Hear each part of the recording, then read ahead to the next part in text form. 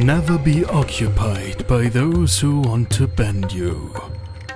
Bend them instead. African Tears is a reworked fan-made chapter for Dead by Daylight.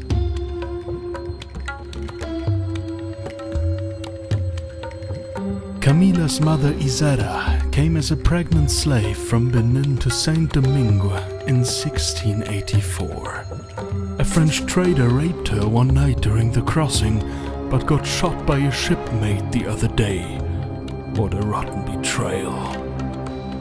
Born into slavery, Camila saw little of the free world, only hearing her mother's stories of earlier times from the country she came from.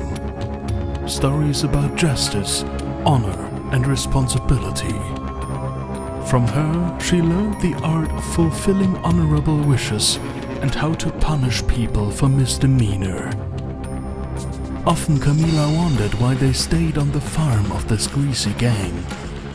Too late she understood that Isara was much stronger than all her masters put together, and that protecting her daughter was the only reason why she did not rise above them. The first time Camila was to be abused, her mother died as a result of the ritual that killed the offenders. Drenched with her blood, Camila left the property without any resistance. For years she stayed in hiding, using her mother's techniques to survive in a misogynistic and racist environment, and in 1719 enabled herself a crossing to Africa. Of course she noticed the pirates following her magnificent ship, but she heard voices during her ritual that she had never heard before. She knew these were not Loa, but invaders who seemed to worship and despise her at the same time. Camila did not go with them willingly. She gave them the toughest fights since they came into existence.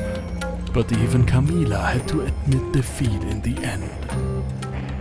It was a genuine pity that a woman who had to endure so much suffering would never find peace.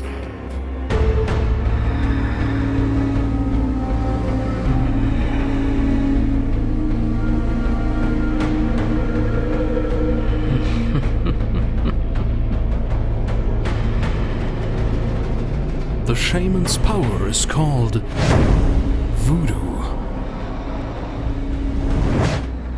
If a survivor startles a crow, they gain a voodoo token, which are lost slowly over time. At 5 tokens, the shaman gains a killer instinct effect on the survivor and can possess them.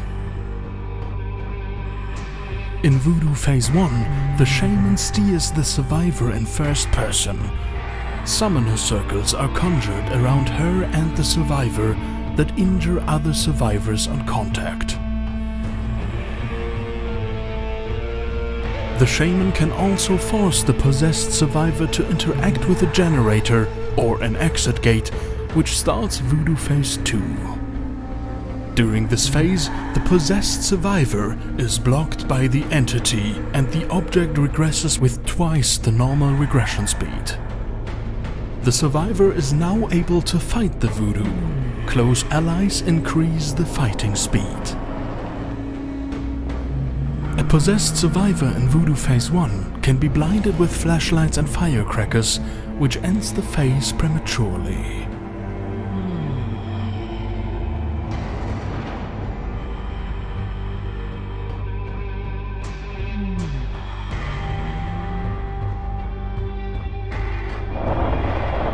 With add-ons, the shaman can alter the voodoo token parameters, the time until crows return, and the size of summoner circles. She can power up possessed survivors, allow them to interact with pellets, and make crows sit on every generator. Allies of her possessions may gain the oblivious status effect, reveal their auras, and be blinded when the possession starts. Her ultra-rare add-ons reward her for leading the possessed survivor to her location and apply the exposed status effect on survivors that have not yet given up the fight.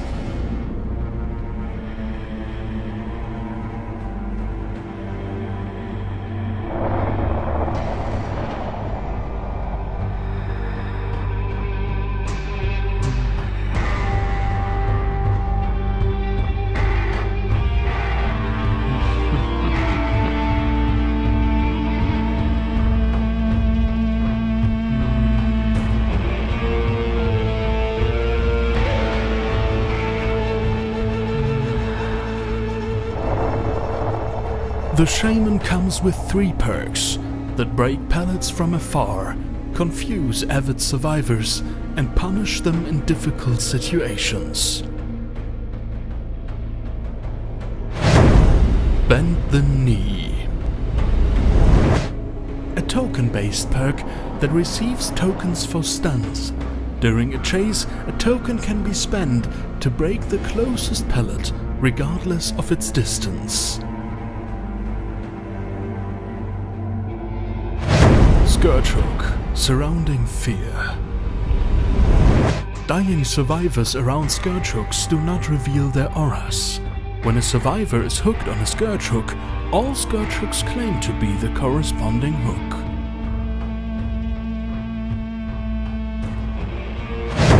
Hex Paralysis. Activates on a dull totem when the endgame collapse has started. Whenever the killer hits a survivor afterwards, all other survivors cannot move or act for a short time. Get ready to be possessed and forced to harm your gang. Dead by Daylight African Tears is available never.